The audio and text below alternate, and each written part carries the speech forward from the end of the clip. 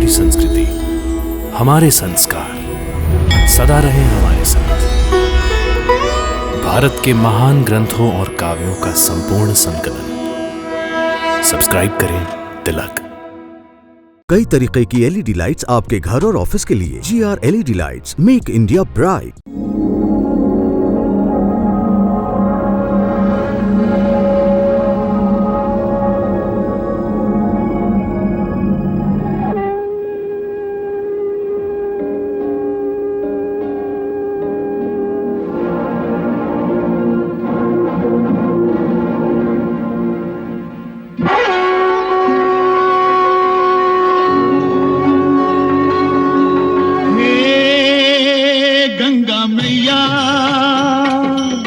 तेरी शरण में जो भी प्राणी आया उसका बेड़ा पार लगाया। गंगा मैया, गंगा मैया,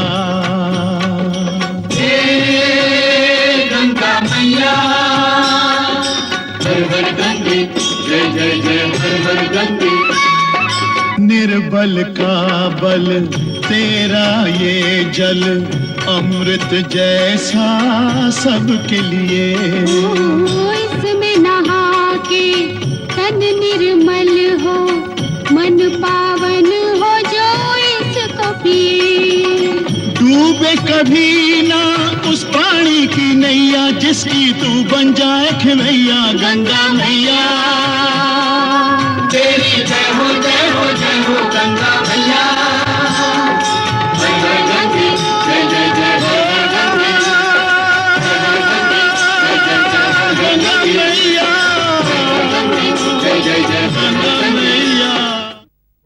राज्यवेद ने स्पष्ट शब्दों में कह दिया है कि शस्त्र के आघात के कारण महारानी केशनी अब संतान को जन्म नहीं दे सकती। आपके अवतरण के लिए सगर का दूसरा विवाह होना जितना आवश्यक है, उतना ही आवश्यक असमंजस का विवाह होना है। मैं समझ गया मैया। मुझे अयोध्या नरेश और उनके पुत्र असमंजस को विवाह के लिए प्रेरित करना होगा। मैं आप ही की उपस्थिति में आप ही के पति को दूसरा विवाह करने की आज्ञा दे रहा हूं,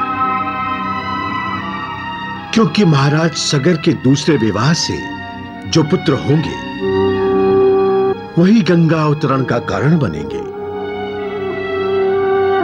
अतः राजन, दूसरे विवाह के लिए तैयार हो जाइए।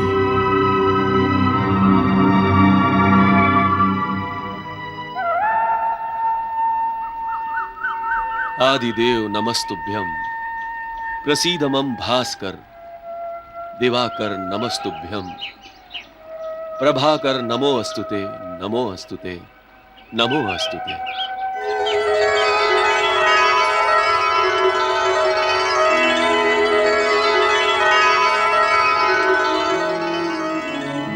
प्रणाम भास्कर। तुम्हारे द्वारा सृष्टि का कल्याण हो वत्स। सूर्यदेव, मैं बहुत निराश हूं, इसलिए आपकी शरण में आया हूं। वत्स, निराशा बादलों की भांति होती है। पल भर के लिए बादल आकाश आच्छादित कर लेते हैं, जिसके कारण अंधेरा छा जाता है। परंतु तीव्र वायु चलती है तो बादल हट जाते हैं और फिर से उजाला हो जाता है। इसलिए निराश होने की आवश्यकता नहीं है, क्योंकि अखिल विश्व तुम्हारी ओर आशा से देख रहा है। सूर्यदेव, तो क्या केशनी को जो मैंने वचन दिया है उसे भंग कर दूं भगवान? विवाह के समय मैंने जो शपथ खाई थी नाती चरामी की, उसे तोड़ दूं? अपनी प्रिय से प्रताड़ना करूं मैं? वत्स, तुम भावनाओं की आंधी में बहते जा रहे हो। अपने मन पर अंकुश लगाओ, विचार करो। तुम जान जाओगे कि ना तुम वचन भंग कर रहे हो, न शपथ तोड़ रहे हो और न ही प्रताड़ना कर रहे हो। मैं जानता हूं तुम अपनी पत्नी से बहुत प्रेम करते हो, परंतु प्रेम से कर्तव्य श्रेष्ठ होता है, प्रेम से श्रेय बड़ा होता है। और इस समय दूसरा विवाह करना तुम्हारा कर्तव्य है। तुम्हारे दूसरे विवाह में विश्व का कल्याण निहित है। इसीलिए तो महर्षि वशिष्ठ स्वयं चलकर तुम्हारे पास आए थे। वत्स, अयोध्या को शूरवीर, बलशाली उत्तराधिकारी चाहिए। तुम्हारे दूसरे विवाह से तुम्हें एक नहीं 60 सहस्त्र पुत्र होंगे। 60 सहस्त्र? हां, जो संपूर्ण पृथ्वी पादाक्रांत करेंगे, जिसके लिए देवी गंगा को पृथ्वी लोक पर अवतरित होना पड़ेगा। इसीलिए कहता हूं, दूसरा विवाह कर लो। विधि का विधान भी पूरा हो जाएगा और तुम्हारी मनोकामना भी पूरी हो जाएगी।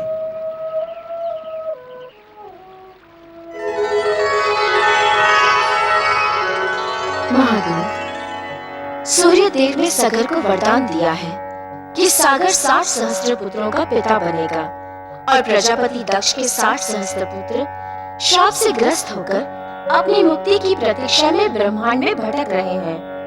हमें मुक्ति दीजिए, हमें मुक्ति दीजिए प्रभु। विधि का विधान अब मेरी समझ में आ गया देवाधिदेव।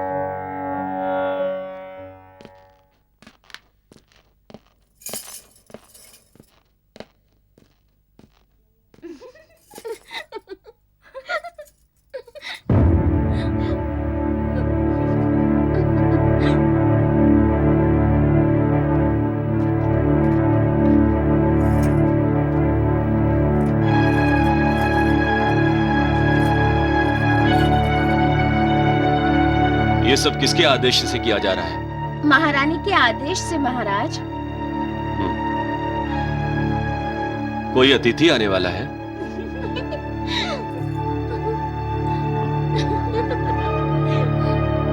तुम सब हंसती ही रहोगी या कुछ बताओगी भी? महाराज, आपकी नई रानी के लिए यह कक्ष सजाने का आदेश दिया है हमें महारानी ने। स्वयं महारानी भी कक्ष सजा रही है महाराज।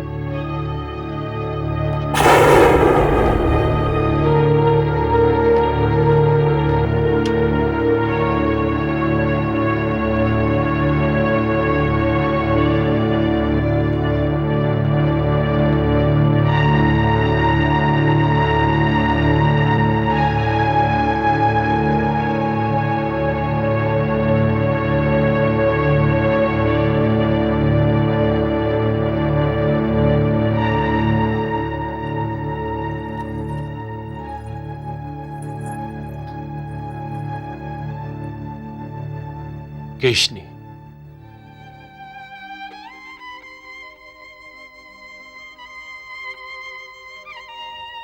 मैं तुम्हारी इच्छा के विरुद्ध, तुम्हारी अनुमति के बिना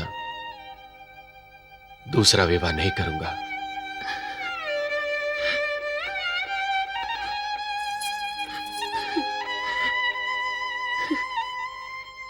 मैंने आपको अनुमति दे दी है। आंखों में आंसू लाकर।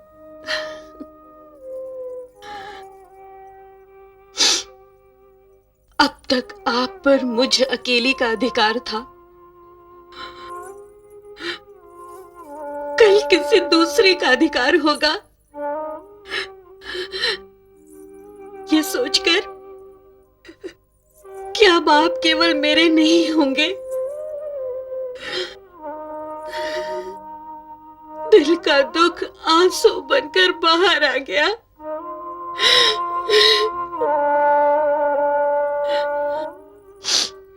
मुझे गर्व था कि मैं कभी युद्ध नहीं हारती। आज मैं जीवन का युद्ध हार गई हूं, इसलिए आंसू निकल आए हैं। मैं तुम्हें कभी भी हारी हुई नहीं देखना चाहता, चाहे कुछ भी हो। ऐसा मत कहिए। सब कहते हैं आपके दूसरे विवाह में सृष्टि का कल्याण निहित है। तो इसीलिए तुमने मुझे दूसरी विवाह की अनुमति दी है?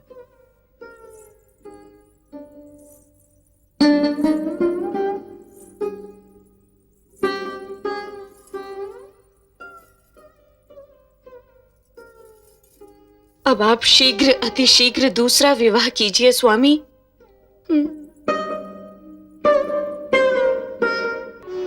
नारायण नारायण नारायण नारायण। आज देव ऋषि विशेष प्रसन्न दिखाई दे रहे हैं।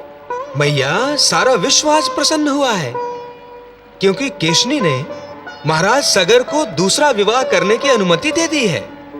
मैया, धन्य है सगर और धन्य है केशनी और धन्य है उनका प्यार। महर्षि वशिष्ठ और साक्षात सूर्यदेव के कहने के बाद भी सगर दूसरा विवाह करने के लिए तैयार नहीं था। और केशनी ने विश्व के कल्याण के लिए अपने दिल पर पत्थर रख लिया। नारायण नारायण। दोनों महान है मैया, परंतु सगर का दूसरा विवाह होगा किससे मैया? वहाँ देखिए देव ऋषि। समस्तीपुर महाराज की ये तो समस्तीपुर नगरी है।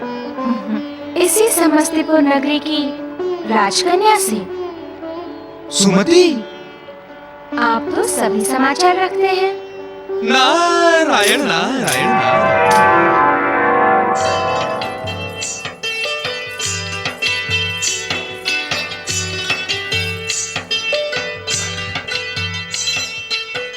पुत्री, राजगुरु तुम्हारे लिए रिश्ते लेकर आए हैं।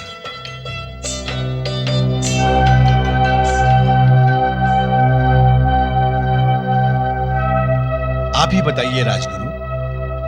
राजकुमारी सुमति, जब किसी राजकुमारी का विवाह किसी राजकुमार से होता है तो वो विवाह पुरुष के पौरुष से अर्थात शौर्य, बल और पद से होता है, और राजकुमार राजकुमारी की कोमलता से, उसकी मधुर वाणी से और उसकी सुंदरता से विवाह करता है। तो जो राजकुमारी सुंदर नहीं होती उसका विवाह नहीं होता? राजगुरु, जो राजकुमार केवल बाहरी सुंदरता देखकर राजकुमारी से विवाह करना चाहता है वो मेरा पति नहीं होगा।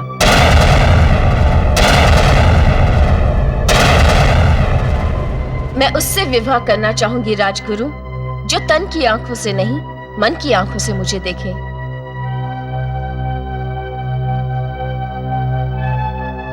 मेरे पति का मन शत्रु के सम्मुख वज्र से भी कठोर होना चाहिए और दुर्बल, शोषित, पीड़ितों के लिए नवनीत की तरह कोमल।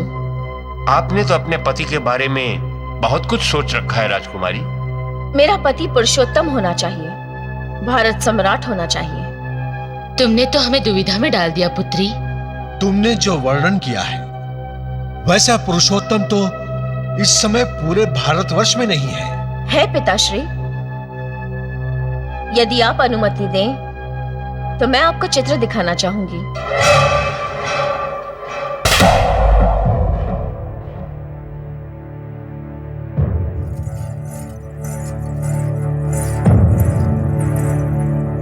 आइए।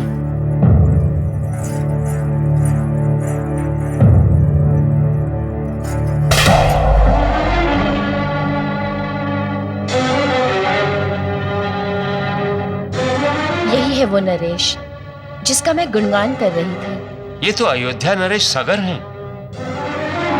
यही है वो पुरुषोत्तम जो समय आने पर वज्र से भी कठोर बन जाता है।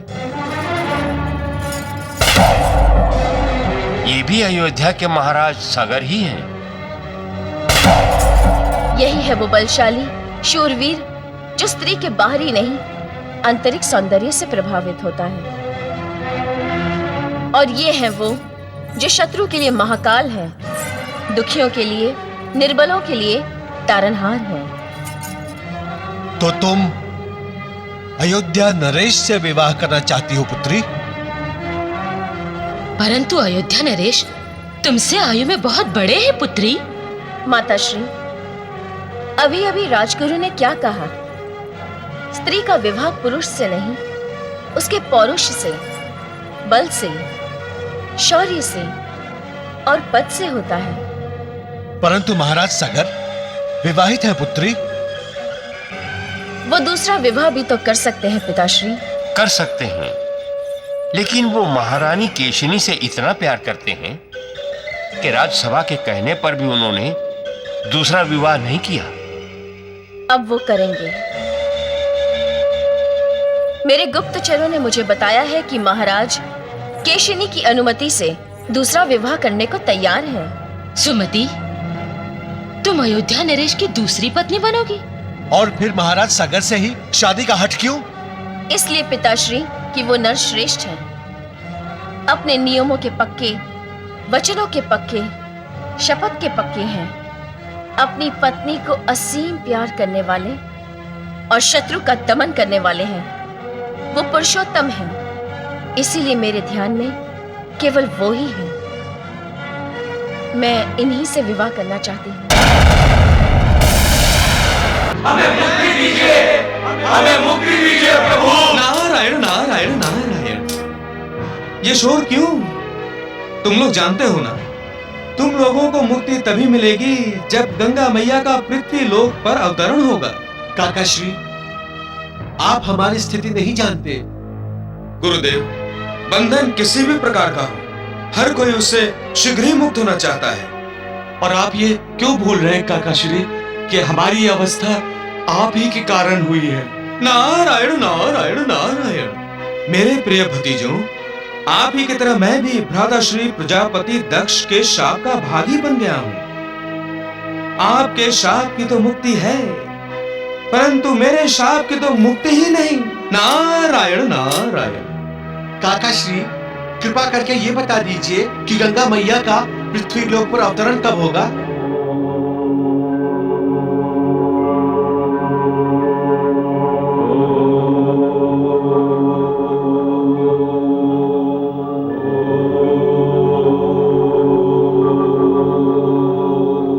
नारायण नारायण नारायण। ये क्या हो रहा है काकाश्री? कोई उत्सव है? उत्सव नहीं, महोत्सव। जो कुछ भी हो रहा है तुम सबकी मुक्ति के लिए ही तो हो रहा है। गंगा मैया के अवतरण के लिए पृथ्वी लोक पर वातावरण निर्मित के लिए प्रभु का कपिल मुनि अवतार प्रकट हो रहा है। नारायण नारायण नारायण नारायण।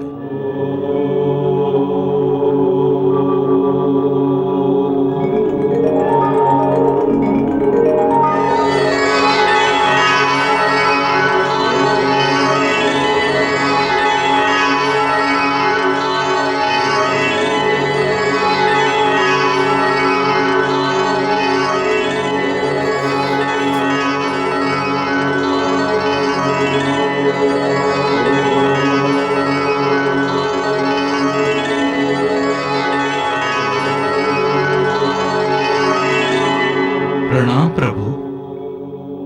कल्याणमस्तु। आप सारे विश्व में कपिल मुनि के नाम से ही जाने जाएंगे। आपका प्राकट्य पृथ्वी लोक के कल्याण के लिए ही हुआ है।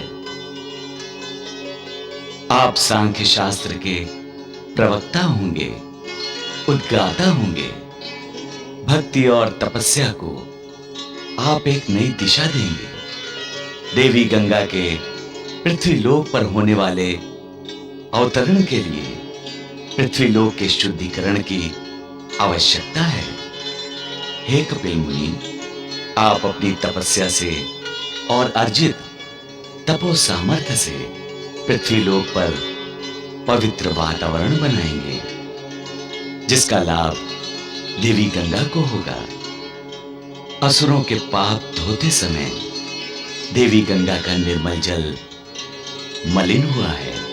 आपका तप ही उस मलिनता का विनाश करके गंगा जल को पवित्र करेगा और वो जल पृथ्वी लोक वासियों के पाप ताप श्राप का विनाश करेगा। जो आज्ञा प्रभु।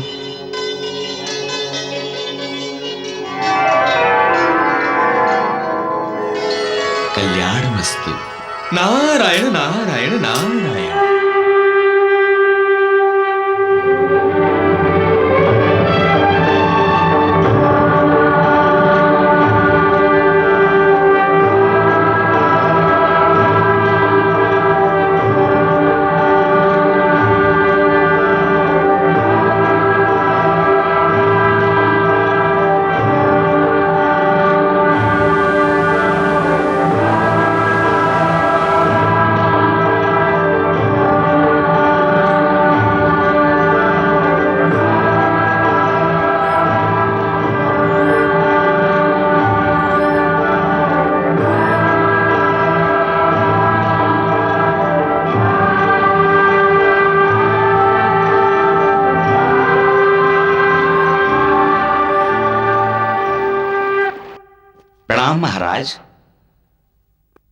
महाराज, शक्ति नगरी के राजा शक्ति सिंह का दूत आपसे मिलने की अनुमति चाहता है।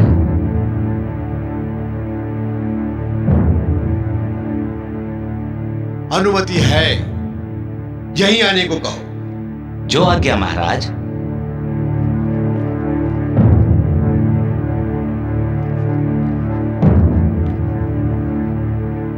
प्रणाम राजन, प्रणाम राजी। राजा शक्ति सिंह ने आपके लिए संदेश भेजा है महाराज।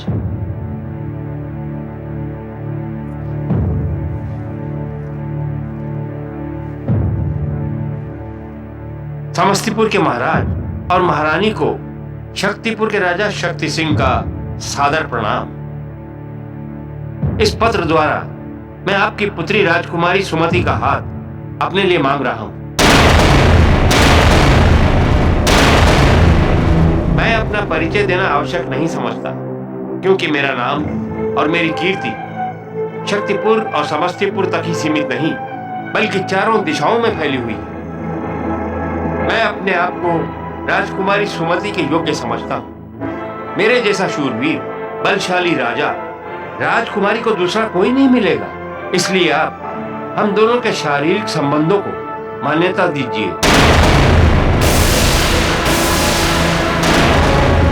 अन्यथा आप मुझे बल प्रयोग करने पर विवश करेंगे। आपका होने वाला जवाई राजा शक्ति सिंह।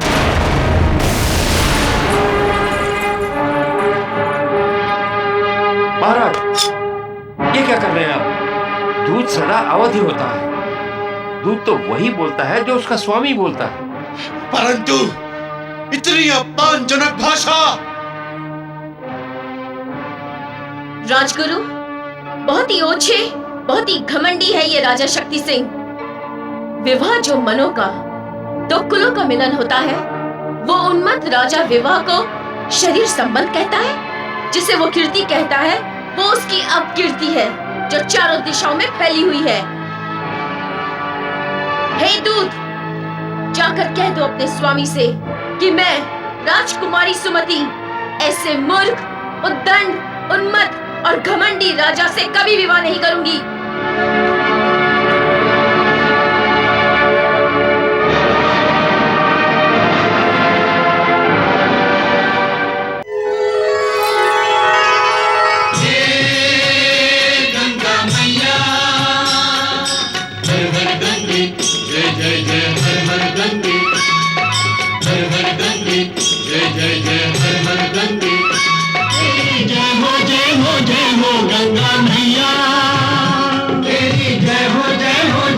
गंगा मैया।